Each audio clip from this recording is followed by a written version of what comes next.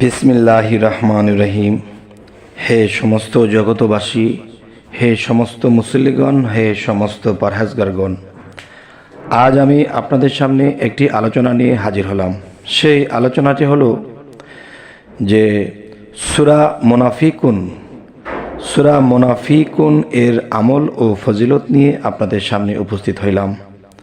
ইনশাআল্লাহ, আল্লাহ যদি আমায় তৌফিক দান করেন তবে আপনাদেরকে এমন কিছু কথা কোরআন থেকে, সূরা মুনাফিকুন থেকে বলবো, যাতে উপকৃত হওয়া যায়। সেই কথাগুলো হলো যে আমরা সমাজে বাস করতে গেলে, ফ্যামিলিতে, সমাজে আমরা বাস করতে গেলে দেখা যায় কি কিছু নিন্দুক লোক আছে যারা শুধু মানুষকে নিন্দা করে, হিংসা করে এবং দেখা যায় কটু কথা শোনায়। তো একটা জিনিস কি দেখেন, মানুষকে যখন লাঠি দিয়ে পিটানো হয় তখন কিন্তু সেই মানুষটি হয়তো শরীরের ব্যথায় এক ফোঁটা চোখের পানির সাথে ভুলে গেছে, কিন্তু দেখেন মানুষের নিন্দা, মানুষের কটু কথা কলিজায় আঘাত লাগে, অন্তরে আঘাত লাগে, তখন সেই আঘাত কিন্তু ভোলা যায় না। তাহলে যে আমাকে এসব বলল, আমি কষ্ট পেলাম, কিন্তু আমাকে যে সে কষ্ট দিল, সেও যে আবার ফেরত কোনোদিন আল্লাহর তরফ হইতে এই কষ্টটা পেয়ে যাবে সে কিন্তু জানে না। আর যদিও জানে, সে মানে না এটা শাস্তি তার জন্য নির্ধারণ করা, কিন্তু আমিও যে কষ্ট পেলাম। আচ্ছা, তাহলে জগতে চলার পথে আমাদের এরকমটা যেন না হয়, আমরা মানুষকে সম্মান করব এবং মানুষ যেন আমাদেরকেও সম্মান করে, এভাবেই চলার চেষ্টা করব। যে এভাবে চলতে চাইলেও তো চলা যায় না। তাই আল্লাহর কোরআন থেকে, 30 পারা কোরআন থেকে সূরা মুনাফিকুন এর আমল ও ফজিলত থেকে আলোচনা করব ইনশাআল্লাহ। সেই আলোচনাগুলো হলো, দেখুন, সূরা মুনাফিকুন এ সূরা 160 বার পাঠ করিলে নিন্দুকের নিন্দা হতে নিরাপদ থাকা যায় এবং সেই নিন্দুকের জবান বন্ধ হয়ে যাবে। তবে হে সমস্ত জগতবাসী, দেখা যায় আপনি সমাজে কোনো বিপদগ্রস্ত হয়েছেন বা কোনো সমস্যায় পড়ে গেছেন, বা একজন একটা অন্যায় করেছে, আর সেই অন্যায়ের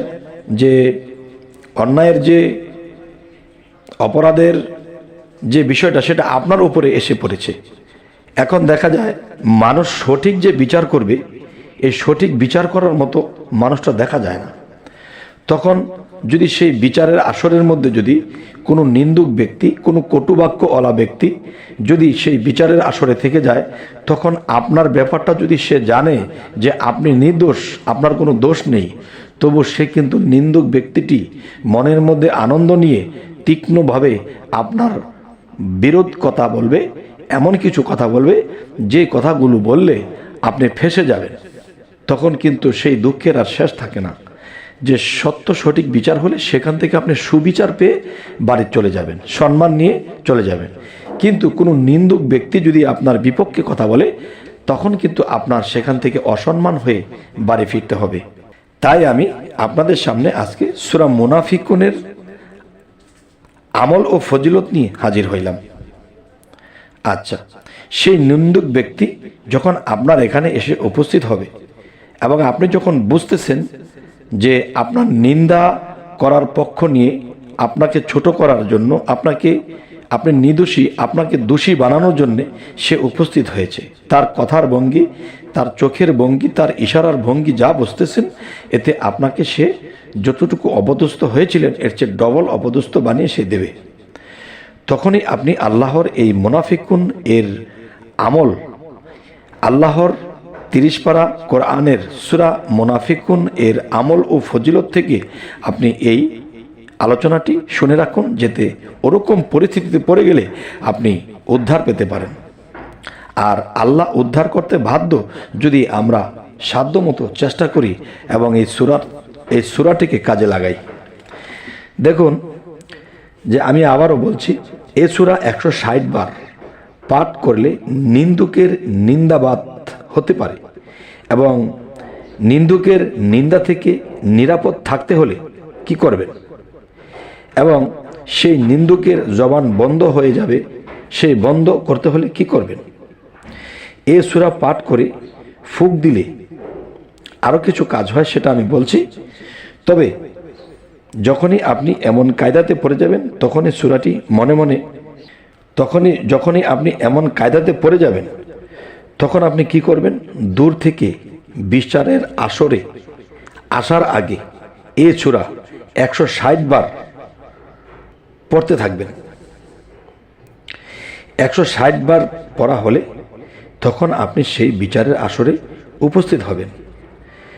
তখন উপস্থিত যখন হবেন, তখন সেই নিন্দুক ব্যক্তি যখন আপনার সামনে নিন্দা শুরু করবে, তখনই তার মুখ বন্ধ হয়ে থাকবে, সে কথা বলতে পারবে না। সে আ উ এ এরকম বলবে, কিন্তু মুখ দিয়ে কথা বের হবে না।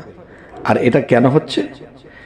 আল্লাহর সেই সূরা মুনাফিকুন এর আমল যখন আপনি করতে থাকবেন, এই ফজিলত যখন আপনি করতে থাকবেন, তখনই আপনার নিন্দুক ব্যক্তিটি তার জবান বন্ধ হয়ে যাবে। যাই হোক, গেল এই বিষয়। এবার আসি, এই সূরা মুনাফিকুন আবার কোনভাবে ফুঁক দিলে, পাঠ করলে আরও কিছু উপকারের কথা, সেটা আমি বলছি। সূরা মুনাফিকুন আপনি ফুঁক দিলে চক্ষু রোগ এবং সর্বপ্রকার ব্যথা ও ফোড়া আরোগ্য হয়ে যাবে। ধরুন আপনার নিজেরও যদি একটা স্থানে ব্যথা হয়, তখন সেই স্থানটিতে আপনি একটি তেলে ফু দিয়ে সেই জায়গাটি মালিশ করে দেবেন, ইনশাল্লাহ আপনার ব্যথা হোক ফোড়া হোক সেটা কমে যাবে। এবং চক্ষু রোগ, যাদের চোখে সমস্যা আছে, যে কোনো সমস্যা, তখন এই সূরাটি পাঠ করে আপনি পানির মধ্যে ফুঁক দিয়ে সেই পানিটাকে, পরিষ্কার পানি হতে হবে, সেই পানিটি আপনার চোখে ছিটা দেবেন। আর ছিটা দেওয়ার আগে বিসমিল্লাহির রহমানির রহিম, যে বিসমিল্লার সাথে আপনি চোখে ছিটা দিতে থাকবেন। এরকম সকাল সন্ধ্যা আপনি কমপক্ষে 7 দিন ছিটা দেবেন, ইনশাল্লাহ আপনার চক্ষুর সমস্যা দূর হয়ে যাবে, ব্যথা এবং ফোড়া আরোগ্য হয়ে যাবে। তবে আজকের এই আলোচনা এটিই করা হলো যে আমরা মুনাফিক থেকে কি করে বাঁচতে পারি, নিন্দুকের নিন্দা থেকে আমরা কি করে বাঁচতে পারি। এই কৌশল আল্লাহ, এই ক্ষমতা আল্লাহ এই সূরা মুনাফিকুনের মধ্যে রেখেছেন। তবে হে সমস্ত জগতবাসী, আজকের এই আলোচনাটি আমার মনের অন্তঃস্থল থেকে করার চেষ্টা করলাম। নিশ্চয়ই এটা যদি কেউ বিশ্বাস করে এবং মানে, ইনশাল্লাহ সে উপকার পেয়ে যাবে। তবে সামনে আপনারা কি ধরনের আলোচনা চাইতেছেন অবশ্যই কমেন্টে জানাবেন, এবং আমাদের চ্যানেলে যারা নতুন অবশ্যই সাবস্ক্রাইব করে রাখুন, পরবর্তীতে আবার সাক্ষাৎ হয়ে যাবেন। তো সকলেই ভালো থাকবেন, আল্লাহ হাফিজ।